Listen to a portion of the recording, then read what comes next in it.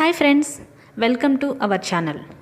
ఇప్పుడు మనం చూస్తున్న చెట్టుని మరలమందు చెట్టు లేదా మరుగుమందు చెట్టు అని అంటారు. వీటి గురించి రైతులకి చాలా బాగా తెలుసు. ఎలా తెలుసు అంటే మరుగుమందు అందరికీ తెలుసు. మరుగుమందును ఎలా తయారు చేస్తారు అంటే ఈ చెట్టు నుంచే తయారు చేస్తారు. ఈ చెట్టును మీరు కూడా చూసి ఉంటారు. వీటి కాయలు చెట్టును అంటుకొని ఉంటాయి. కోడిగుడ్డు ఆకారంలో ముళ్ళు ముళ్ళుగా ఉంటాయి. అలాగే మరుగుమందు ఎలా చేస్తారో ఇప్పుడు చూద్దాం.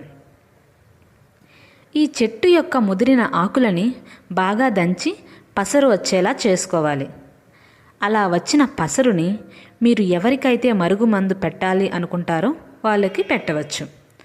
అలా పెట్టే ముందు మీ లాలాజలం కానీ, రక్తం కానీ, చెమట కానీ, మూత్రం కానీ కలుపుతారు. అలా కలిపిన ఆ పసరుని ఒక 3 నుంచి 4 గంటలు అలానే ఉంచుతారు.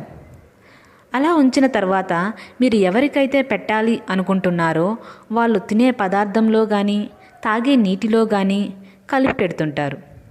ఇలా తిన్న తర్వాత 3 నుంచి 4 రోజుల్లో వాళ్ళ బిహేవియర్ మరియు మీ వెనకాల తిరగడం మొదలు పెడతారు. మరుగుమందుని ఉపయోగించి మంచి పనులకు మాత్రమే ఉపయోగించండి.